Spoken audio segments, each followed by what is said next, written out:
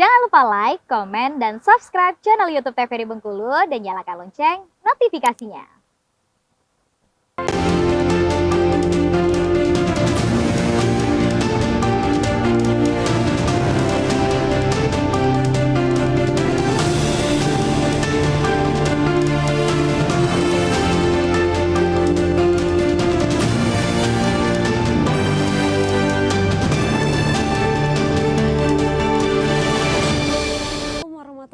Wabarakatuh. Selamat sore pemirsa TVRI Bengkulu. Apa kabarnya? Semoga diberikan kesehatan dan kelancaran dalam menjalani aktivitas pada hari ini. Senang sekali saya Afifah Manca dapat memandu acara kita pada hari ini, tentunya di acara Berendo.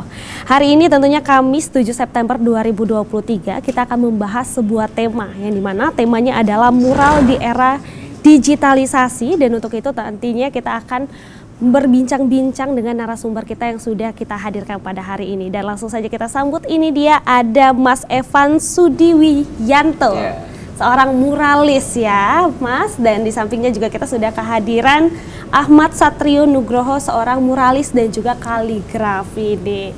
Nah, kita hari ini akan membahas mengenai mural di era digitalisasi nih Mas. Tapi sebelumnya mungkin boleh dijelaskan terlebih dahulu mural itu apa? Boleh, silahkan Mas Evan.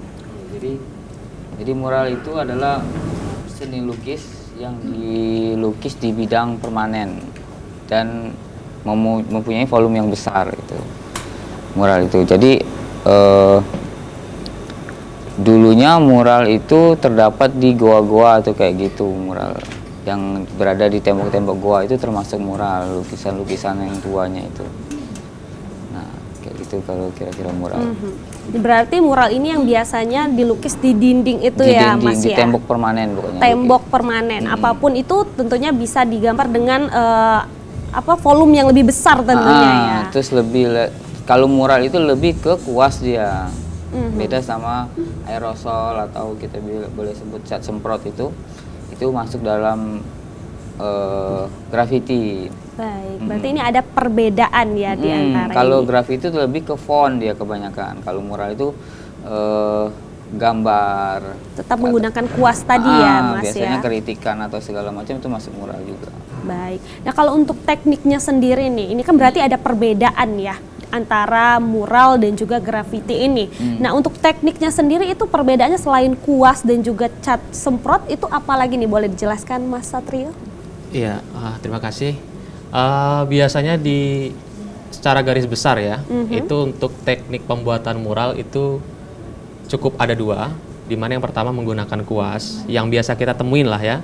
Nah, itu biasanya gambar-gambar seperti sekolahan, itu biasanya menggunakan kuas sebagai ini alatnya. Kemudian yang kedua, selain kuas itu ada pakai teknik aerosol atau semprot. Yang biasanya orang menggunakan kompresor bisa, atau beberapa merek tertentu aerosol yang dijual di mebel-mebel atau di toko-toko ini cat ya. Nah, itu biasanya untuk menggambar grafiti atau tulisan-tulisan indah, itu pakai aerosol biasanya. Baik, jadi perbedaannya hanya di kuas dan juga semprot ya, tadi alatnya ya? saja. Alatnya saja. Tapi untuk tekniknya sendiri? Untuk tekniknya bermacam-macam ya. Namun tekniknya itu bisa dilihat juga dari alat yang dipakai tadi.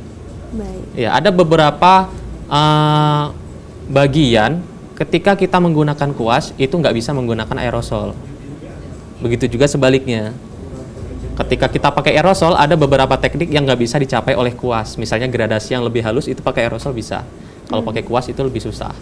Baik, berarti ini kan ada saling membantu lah ya, antara betul. kuas dan juga semprot ini. Nah, kalau dari Mas Evan sendiri nih melihat grafiti dan juga mural ini, perbedaannya selain dari teknik itu apa lagi sih Mas? Ya, yang pastinya perbedaannya itu ya dari segi manfaat juga sih ya. Kebanyakan grafiti itu lebih ke vandal, mereka itu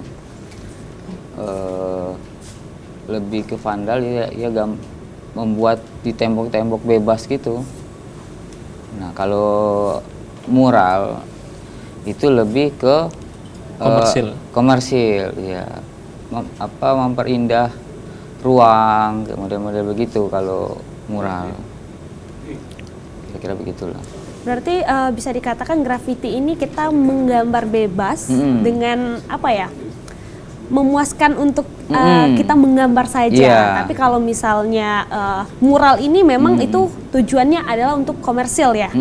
Baik. Nah, kalau begitu. benar sekali. Nah, kalau untuk Mas sendiri nih selama menjadi seorang muralis ya, ini udah berapa tahun nih? Dari Mas Macam-macam Evan? beda. Aku dari 2007-an, 2009. Dari 2009. Kalau Iya. Mas Satrio? Saya baru 2020 pas sebelum COVID. Nah, berarti ini ada yang udah senior Ya. sama juniornya Juniornya gitu ya.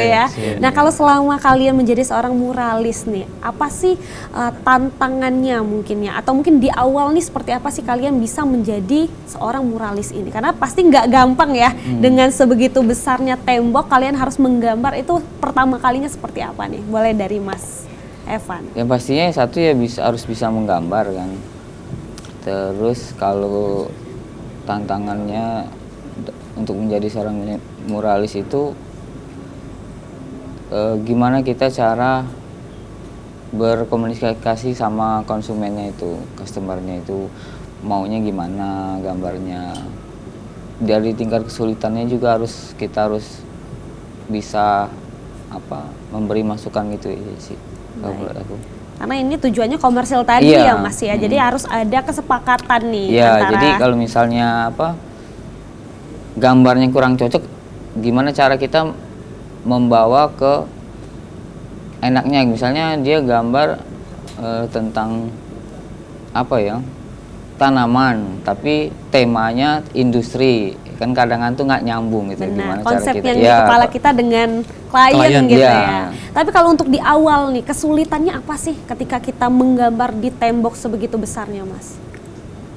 Nggak ada sih kesulitan yang berarti banget, cuma tekniknya aja. Kalau dia gede banget ya kita pakai grid biasanya itu.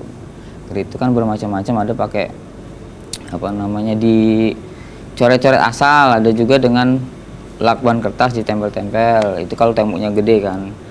Nah, kalau masih bisa dijangkau dengan proyektor atau infokus, kita lebih baik pakai itu. Jadi lebih mudah dan gambar juga lebih presisi kalau kita mau buat logo atau nggak pusing-pusing lagi. Iya gitu. benar. Jadi banyak bantuan-bantuan alat lainnya juga ya Mas Yang ya. memanfaati dunia digital juga kan, Benar itu sekali. pakai proyektor itu. Jadi bisa lebih mempermudah dan tentunya kayaknya butuh jam terbang juga ya Mas Iya, ya. iya. Untuk terbiasa untuk menggambar sebegitu luasnya Iya. gitu ya kanvasnya atau temboknya ini. Temboknya itu. Nah, kalau dari Mas Satrio sendiri nih dari berapa tahun nih? 3 tahun ya berarti ya? Ya, sekitar Bagaimana nih perasaannya di awal? Ataukah kayak tantangannya nih berat banget atau enjoy aja menjalankannya?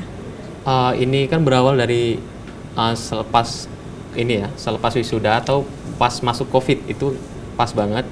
Jadi itu perdana saya. Namun sebelum itu saya sudah terbiasa ngikut di komunitas Bang Evan. Kan sudah ada komunitasnya. Sudah masuk ke komunitas. Komunitas Iya. apa nih Bang? Atlet mural Bengkulu. Oh, jadi Atlet. banyak nih ya atlet-atlet lainnya yang sudah iya. bergabung. Udah berapa banyak? Kalau kemarin sekitar 35-an lah. Wow, banyak. Baik, boleh dilanjutkan Mas? Ya. Nah, di komunitas itu saya berangsur-angsur belajar. Ada juga saya secara otodidak, selain dari teman ya, melalui YouTube. Tapi di samping itu memang background saya hobi sewaktu kecil menggambar.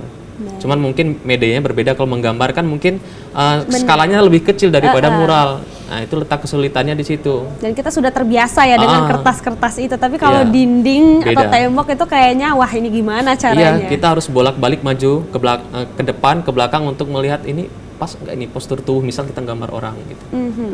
Terus kalau misalnya ini kan tadi sempat bilang kalau memang ini baru udah wisuda. Emang backgroundnya apa nih? Selain muralis, backgroundnya apa nih?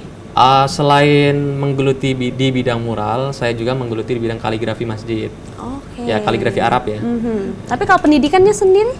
Kalau saya sastra Arab. Oke, jadi hampir ini Hampir ya ada mirip-mirip berkesinambungan, lah, ya. benar sekali. Nah, kalau misalnya perbedaan kaligrafi sama mural itu seperti apa nih?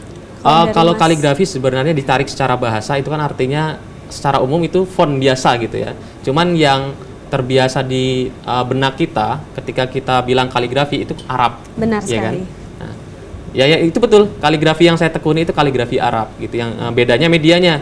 Tentu biasanya kalau kaligrafi permintaan dari klien itu seperti masjid-masjid. Beda dengan mural itu kafe, sekolah. Nah, kalau kaligrafi sebatas itu masjid. Pernah juga membuat replika Ka'bah di kaligrafi replika Ka'bah di asrama haji. Itu pernah. Tapi tuh kalau menggambarnya sendiri di tembok juga atau enggak? Tergantung ya? Tergantung permintaan. Ada yang di triplek, ada yang langsung di tembok. Tapi ini tentunya dasarnya itu adalah pelukis ya sebenarnya ya, Ya, Mas betul. ya. Ya. Tapi nggak mesti juga pelukis. Kalau kaligrafi beda. kaligrafi itu berarti ada teknik khusus lagi Iya, juga. harus bisa nulis Arab itu, dan juga nulis Arab juga nggak sembarangan. Benar, ada ininya ya, ketentuan-ketentuannya. Ada tentunya. banyak font di situ. Ada kaidahnya juga, ada apanya. Ini menarik nih, ini kayaknya emang harus khusus sendiri kayaknya ya Iya. masalah kaligrafi. Tapi kita hari ini mau bahas mural juga Iya. nih. Selama kurang lebih dari 2007 tadi nih ya Mas ya. 2007-an. Itu udah berapa banyak nih dinding yang udah digambar? Udah banyak banget, nggak kehitung sih. Kalau pertama kali deh, Pertama kali itu di Simpang Nakau kalau nggak salah, tuh ada sekolah gitu, PAUD. PAUD ya. Jadi pertama kali itu langsung tembok PAUD itu langsung digambar ya. Kalau basicnya abang sih airbrush dulunya. Airbrush. Jadi gambar-gambar bak-bak mobil itu yang di belakang digambar-gambar yang itu. di truk itu Basicnya awalnya itu.